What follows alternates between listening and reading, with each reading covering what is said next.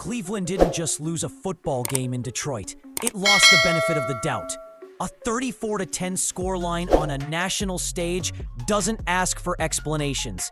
It declares them irrelevant. It says your plan stalled, your answers ran out, and your opponent never felt threatened.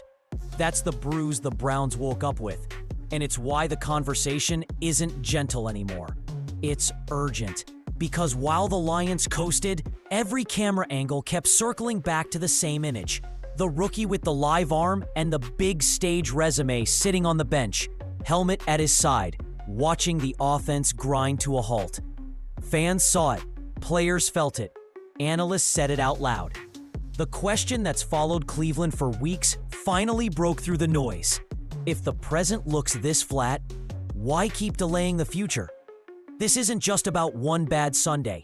It's about identity. Are the Browns a team that protects stability at all costs? Or a team willing to chase a ceiling, even if it means turbulence? Rumors suggest there's impatience in the building. Reports claim decision makers are weighing short-term pain against long-term upside. None of that is official, but you can hear the drumbeat. Change isn't a hot take now. It's a timeline. Here's the truth that stings. When your defense holds up and your scoreboard still tilts this hard, the conversation moves under center. Not out of panic, out of math. Points, pace, and belief. The Browns don't need magic. They need edge, explosives, urgency, something that forces defenses to back up and a locker room to lean in. So this is where the season pivots.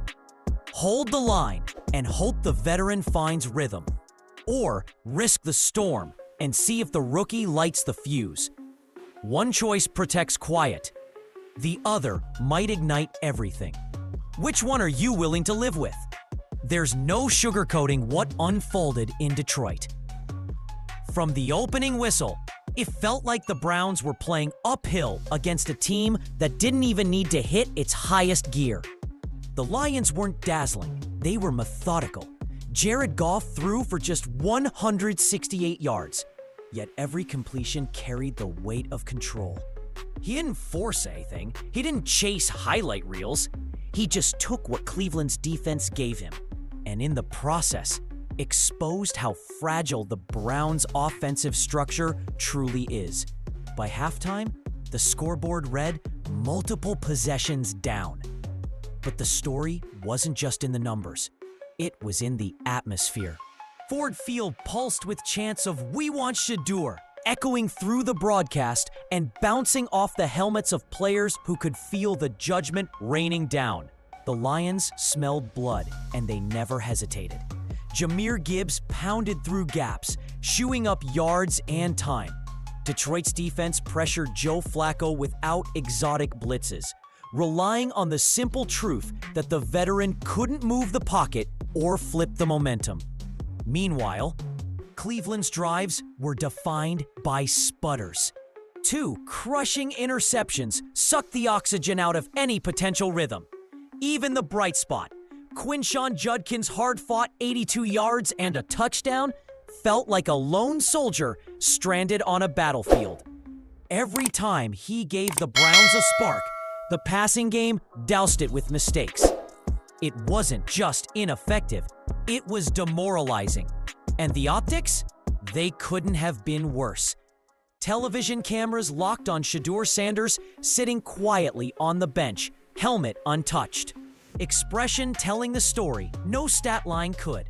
While Detroit's sideline buzzed with confidence, Cleveland's rookie quarterback, the one many fans already see as the future, looked like a passenger on a sinking ship. This wasn't just a loss. It was an indictment of philosophy, preparation, and execution. Detroit didn't need perfection to dismantle Cleveland. They only needed to play their game. The Browns, on the other hand, never looked like they knew what their game was supposed to be. And that reality is far more troubling than a single lopsided score. Because if one Sunday can make a fan base question everything, what happens when those questions echo into next week?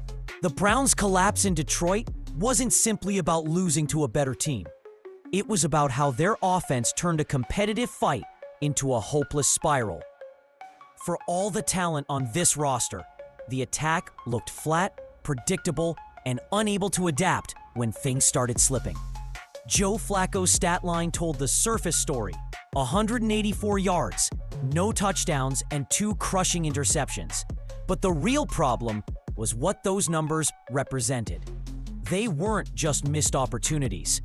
They were drive killers, momentum erasers, and confidence drains that bled into every other phase of the game. It wasn't as though Cleveland lacked flashes of effort. Quinshon Judkins ran hard, bulldozing his way to 82 yards and the team's only touchdown. His determination was the lone thread of energy keeping drives alive. But if one running back, no matter how gritty, can't carry an offense that refuses to threaten defenses through the air. Once Detroit recognized the imbalance, they loaded up the box, daring Flacco to beat them. He couldn't. Each incomplete pass, each forced throw into coverage reinforced the reality that Cleveland's offense lacked both rhythm and imagination. Dillon Gabriel's insertion didn't change much either. His snaps were uninspired, offering little to suggest the staff had a plan B beyond hoping for a miracle. Fans saw it. The broadcasters emphasized it. Even Lions defenders admitted after the game that they didn't feel threatened. When a defense can play on its heels, confident the opposing quarterback won't make them pay downfield, the game becomes a training exercise. That's exactly what unfolded. The scoreboard might have read 34-10, but the true margin was psychological. Detroit dictated terms from start to finish. Cleveland's offense, instead of challenging the Lions, became its own worst enemy, stalling in key moments, gifting turnovers, and leaving its defense stranded. And here's the deeper sting. This isn't new. The Browns had been living in this loop: defense fighting, offense sputtering, fans pleading for a change. Sunday just magnified it. Because when your offense makes you predictable, the game is already lost. But if predictability is the disease, then the obvious question becomes, why is the cure still sitting on the bench? Every Browns fan watching the Detroit game noticed the same thing. As the offense sputtered and stalled, the cameras kept drifting back to the bench. There sat Shedeur Sanders, helmet resting beside him, gaze fixed on the field, frustration plain to see. It wasn't just a picture of a rookie waiting his turn. It was a picture of possibility being wasted in real time. Shedeur didn't arrive in Cleveland as an unknown. At Colorado, he turned a battered program into a contender, throwing for over 4,000 yards and 37 touchdowns in his final season. He completed more than 74% of his passes despite operating behind one of the most porous offensive lines in college football. Week after week, he was pressured, hit, and hurried, but he kept delivering. Accuracy, poise, leadership, he had them all. Those numbers didn't come from hype. They came from a quarterback who proved he could carry a team under fire. Even in limited preseason snaps, Sanders showed flashes that gave Browns fans hope. Quick reads, confident timing throws, a willingness to test defenses downfield instead of settling for safe checkdowns. He completed 12 of 19 passes for 129 yards and a touchdown. Good for a passer rating north of 100. Sure, it was preseason, but in a quarterback room struggling for answers, those glimpses looked like a lifeline. Yet when the real game started, that lifeline was cut. Week after week, Sanders has been a spectator, not a participant. Stefanski's message has been consistent. Joe Flacco gives the team the best chance to win right now. But that's where the disconnect lies. Because to fans, and increasingly to players, those words don't match the evidence. Flacco is turning the ball over, missing throws, and producing less than 16 points per game. Meanwhile, The rookie with upside sits idle. Every broadcast shot of Sanders on the sideline isn't just about optics. It's about potential wasted. Fans see him as the spark, the unknown variable that could change the rhythm of an offense stuck in neutral. And with each passing week, the pressure builds. Because if you drafted Shedeur Sanders for the future, how long can you keep ignoring the present? Kevin Stefanski is no stranger to pressure. Coaching in Cleveland has always been a balancing act between patience and panic.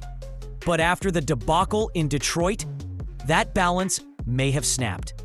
The questions aren't whispered anymore. They're shouted from reporters, analysts, and fans. Why cling to a veteran who clearly isn't producing when a promising rookie sits untouched on the bench? In his post-game presser, Stefanski stuck to familiar language. "We're going to continue evaluating all our players at every position," he said, before adding that Joe Flacco still gives the Browns the best chance to win. But here's the contradiction. The results don't back it up. Through 3 games, Flacco has thrown more interceptions than touchdowns and produced just 1 game with more than 13 points on the board. That isn't stability. That's stagnation. What Stefanski faces now is bigger than a quarterback depth chart. It's a credibility test. Every week that Shedeur Sanders sits, the narrative shifts further from cautious development to coaching malpractice. National analysts aren't pulling punches. ESPN voices are calling Stefanski's philosophy outdated. Others are asking outright if he's coaching scared, afraid of the unknown, unwilling to risk rookie mistakes even when the veteran option guarantees defeat. And the optics are brutal. Each time the camera lingers on Sanders watching helplessly from the sideline, it underlines the disconnect between the coach's words and the team's reality. If the plan is to protect the rookie, fine. But what exactly is being protected? His confidence? His health? Or the staff's own fear of admitting the veteran experiment has already failed? This is Stefanski's crossroads. Stay the course with a veteran who looks every bit his age, or gamble on a rookie who represents hope, energy, and possibly chaos. Either path carries risk, but one of them at least offers the chance for growth. And in a city starved for progress, sticking with the safe option might be the riskiest choice of all.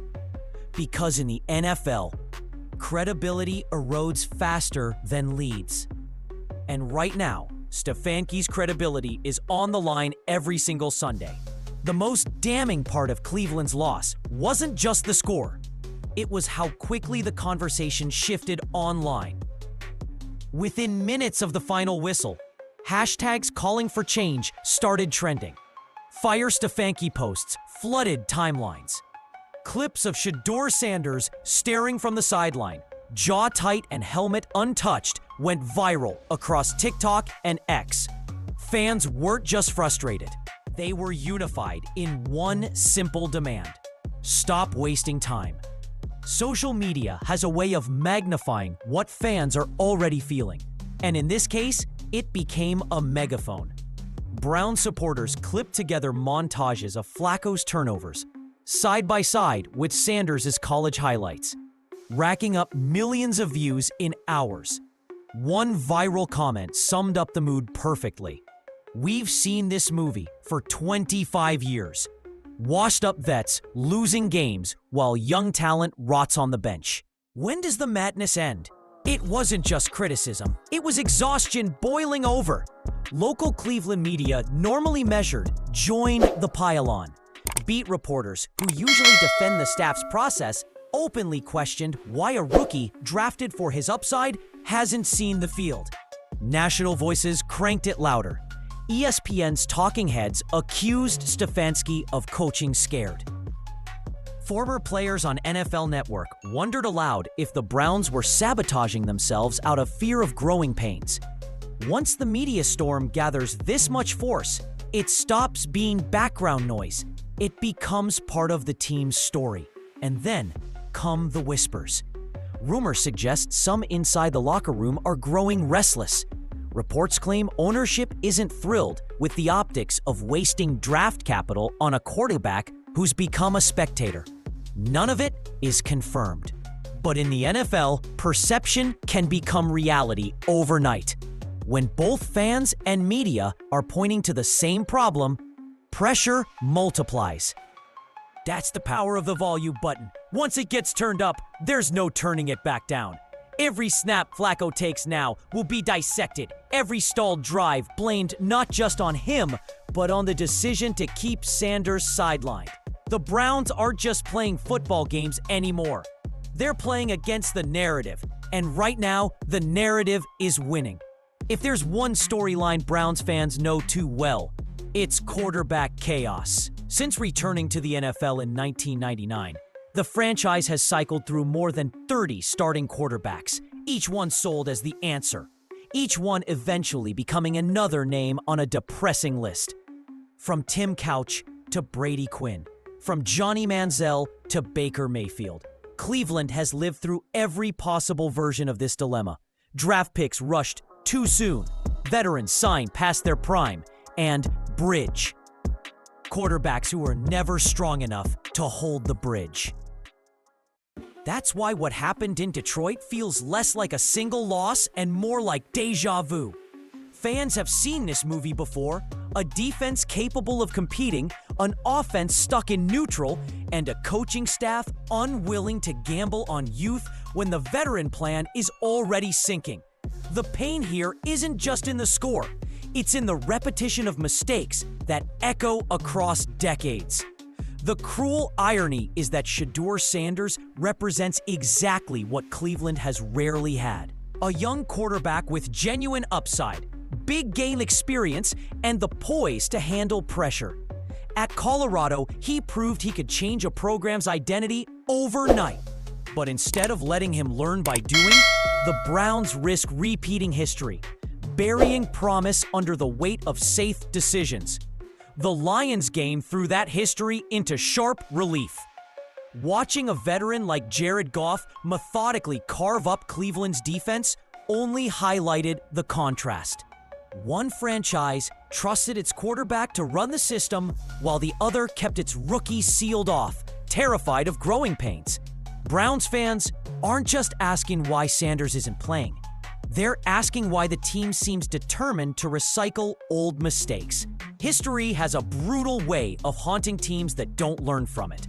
And right now, Cleveland is walking a familiar path, one lined with faded jerseys and wasted seasons. If they don't break the cycle, the quarterback curse narrative only grows louder.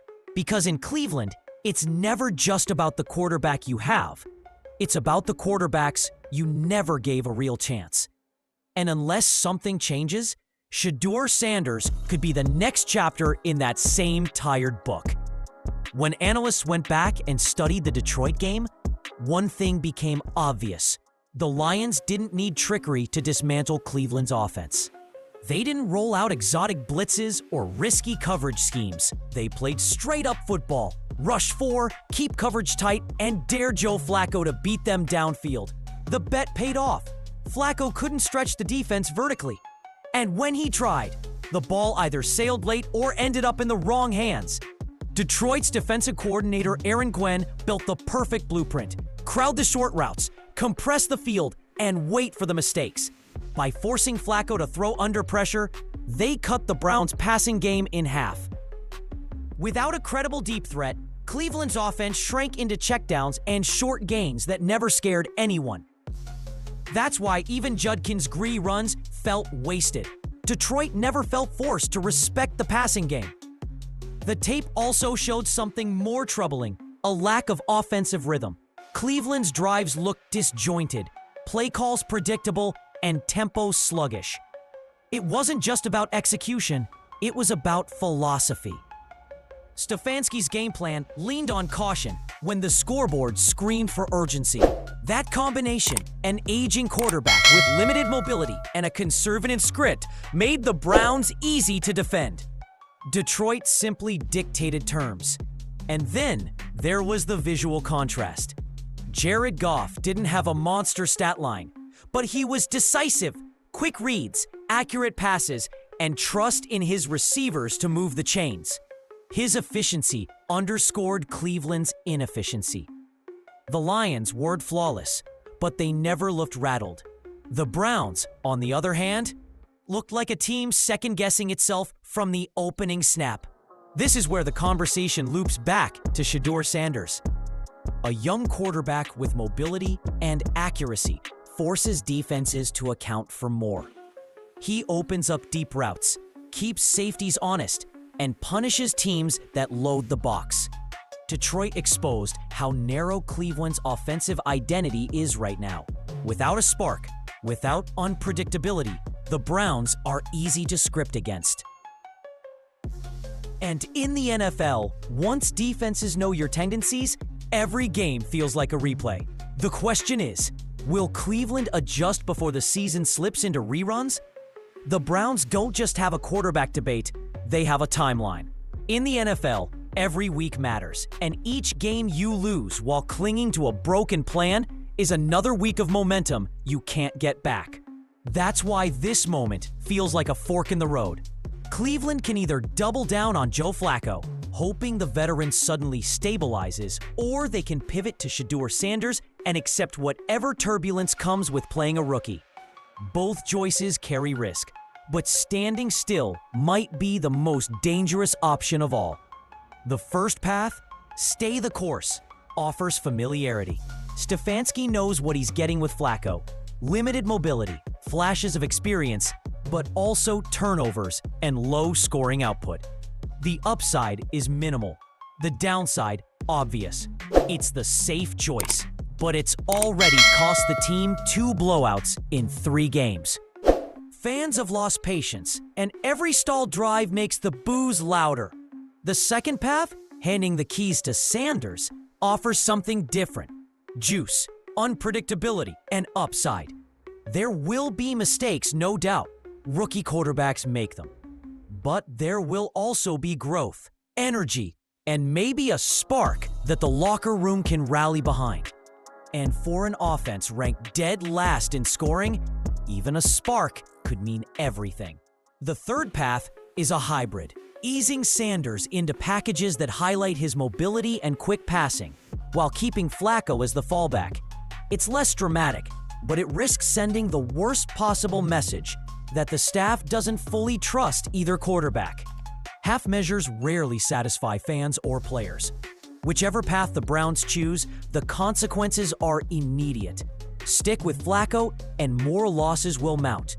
Pivot to Sanders, and at least you're building toward the future. Straddle the middle, and you risk losing everyone, fans, players, and eventually the locker room. The Lions game wasn't just another loss. It was the kind of defeat that forces decisions. Ownership, media, and the fan base won't let this debate die quietly. The Browns must decide who they are. An organization protecting the past, or one daring to test the future. And the longer they wait, the louder the demand for change will become. The Browns. Humiliation in Detroit wasn't just another bad Sunday. It was a breaking point. A 34-10 defeat on national television strips away excuses. It forces everyone, from ownership to the locker room to the fans in the stands, to ask the same uncomfortable question. What are we doing here? Because the truth is simple. Joe Flacco is no longer the answer. He's a veteran with miles on his arm and too many mistakes on his stat sheet. The defense is giving Cleveland chances. The running game shows flashes, but the offense, the heartbeat of any contender, is flatlining under his watch. And every week that passes with Shedeur Sanders on the sideline only deepens the frustration. Shedeur isn't a guaranteed savior. No rookie ever is. If he plays, he'll throw interceptions, misreads, and learn the hard way. But here's the key. He'll also grow. He'll make throws only he can make. He'll stretch the field in ways Flacco can't. And he'll give a team and a city something they haven't had in years. Hope for the future built on action, not just promises. The Browns stand at a crossroads that's bigger than just wins and losses.